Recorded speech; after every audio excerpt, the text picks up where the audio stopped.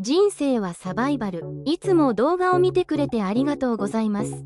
おのおのの人生はサバイバルと言っていいくらい、それぞれが波乱万丈の人生を生きることとなるのが世の常ですが、人間万事採用が馬という格言もあります。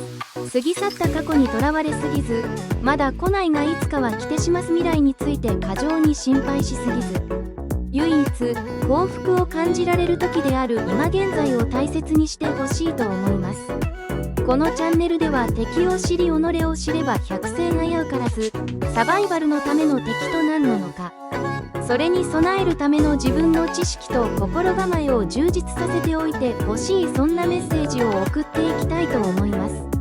今回紹介するサバイバルは、それではお楽しみください。1、はじめにパラグライダー中に遭難する事象とは。パラグライダーは軽量なグライダーを使って風を捉えて飛行するアウトドアスポーツです。多くの人が楽しむ一方で、自然環境に大きく依存するため、突発的な天候変化や風向き、予期せぬ技術的な問題で遭難するリスクがあります。パラグライダーによる遭難は山岳地帯や孤立した地域で特に発生しやすく、風に流されて予定外の場所に着地する、あるいは急な嵐や霧で視界を失うことで発生します。遭難中は通信が断たれ、限られた装備と環境に適応する能力が重要です。特に遠隔地や極端な気候の場所に降り立つと救助が遅れる可能性もあるため、サバイバルスキルが命を守る鍵となります。2、世界各地で実際にあった有名な遭難事例。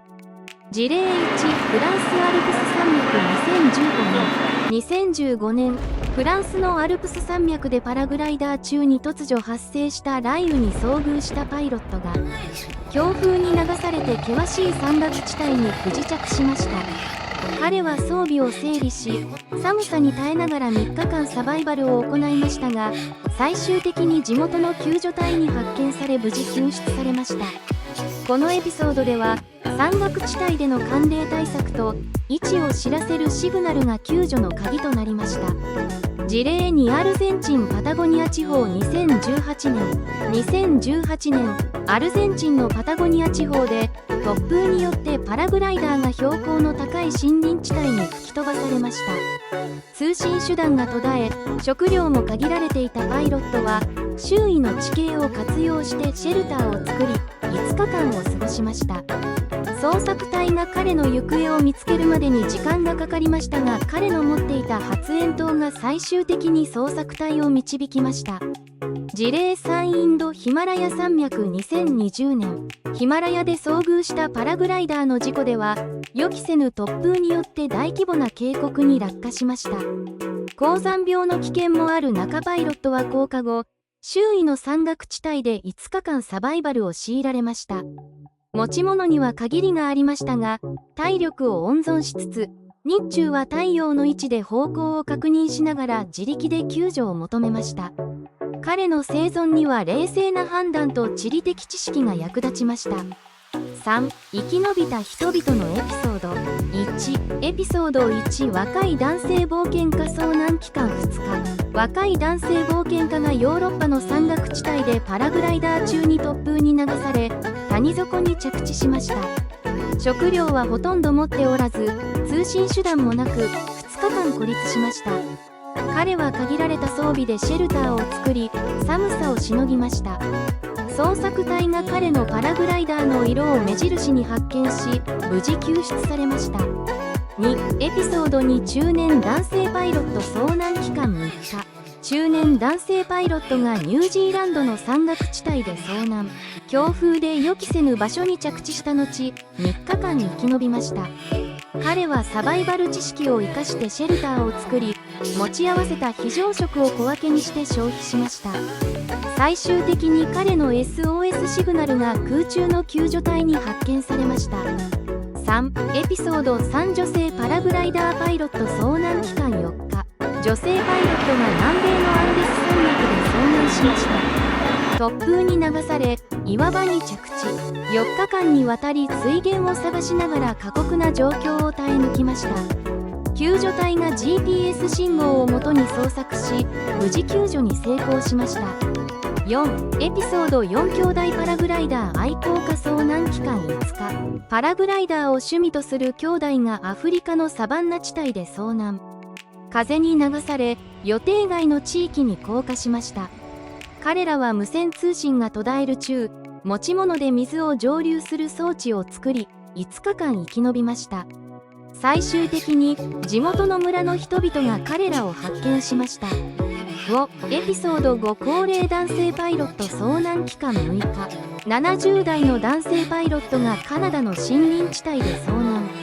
強風で予定外の場所に着地し、6日間のサバイバルを強いられました。彼は森林で簡易的なシェルターを作り、持ち物を工夫して水と食料を確保。焚き火で自分の位置を知らせ、救助隊に発見されました。6. エピソード6女性冒険家遭難期間7日。ヒマラヤ山脈でパラグライダーを楽しんでいた女性冒険家が強風に流されて渓谷に着地。水源が乏しい環境で7日間サバイバルを行いました。彼女は太陽の位置を頼りに移動し、水を見つけ出しました。最終的に山岳救助隊により発見されました。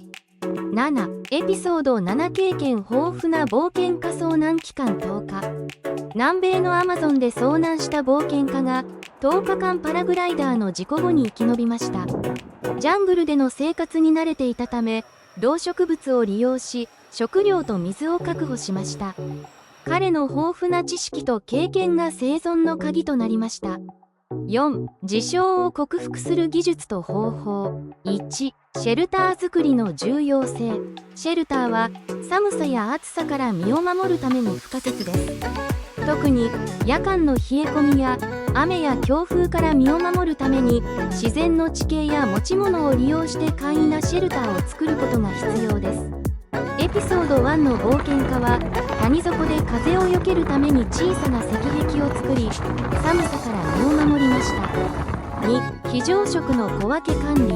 非常時には持っている食料を計画的に消費することが重要です。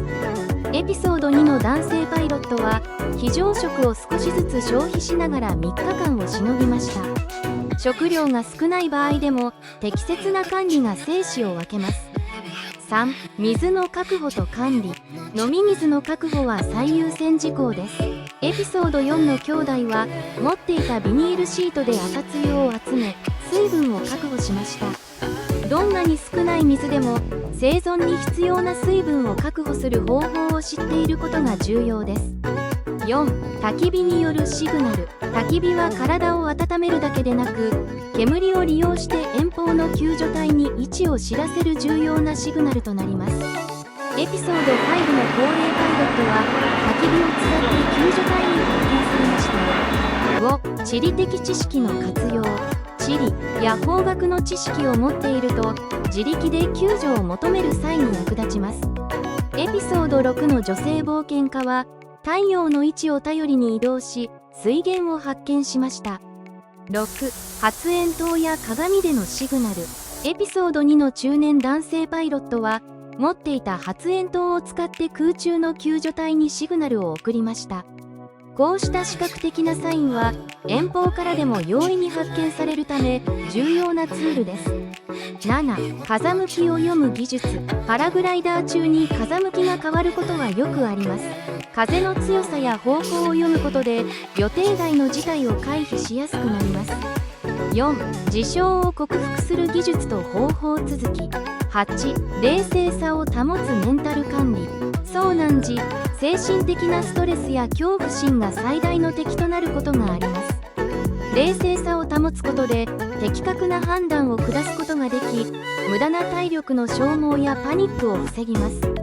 エピソード7の冒険家は10日間も過酷な環境下で生き延びる際、冷静さを維持しながら物資を管理し、救助が来るまでの間適切な行動をとりました。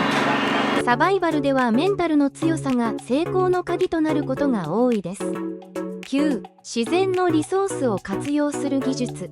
特に山岳地帯や森林などの自然環境では、周囲にある植物や動物の知識が役立ちます。エピソード6の女性冒険家は、植物の種類や地形を生かし、水や食料を確保することに成功しました。また、自然の地形や岩陰を利用してシェルターを作ることで、寒さや風雨から身を守ることができます。10. SOS メッセージの活用。遭難時には視覚的な SOS シグナルを送ることが重要です。パラグライダーの生地や発煙筒、または自然物を使って大きな文字や形を作り、空中から救助隊に発見されやすいように工夫します。エピソード5の高齢パイロットはパラグライダーの翼を使って SOS のサインを作り、上空を飛ぶ飛行機に発見されました。これにより遠方からでも自分の位置を示すことが可能になります。11. 体力を温存する戦略的な行動。体力は生存において最も重要なリソースの一つです。遭難中に無駄なエネルギーを使わないよう戦略的に行動することが求められます。エピソード6の女性冒険家は無理な移動を避け、体力を消耗しないよう慎重に行動しました。移動する際は短時間でできるだけ体力を温存しながら救助を待つのが重要です。12. 気温や天候の変化に対応する服装や道具の準備。パラグライダー中に遭難すると、標高が高い地域や極端な気候条件に遭遇する可能性があります。急激な天候変化や夜間の寒さに備えて適切な装備を持っていることが重要です。エピソード4の兄弟は防寒具を持参していたため、サバンナの昼夜の温度差に対応することができました。装備の選択はサバイバルの成功に直結します。13. 衛星電話や GPS デバイスの使用。通信手段が限られている場所でも衛星電話や GPS デバイスを使うことで位置を知らせたり助けを呼ぶことができます。エピソード3の女性パイロットは GPS 信号を活用し、自分の位置を救助隊に伝えることができました。特に遠隔地での遭難では衛星通信は非常に効果的なツールです。14. 風向きや気象情報の事前確認。遭難を防ぐためには風向きや気象条件を事前に把握しておくことが不可欠です。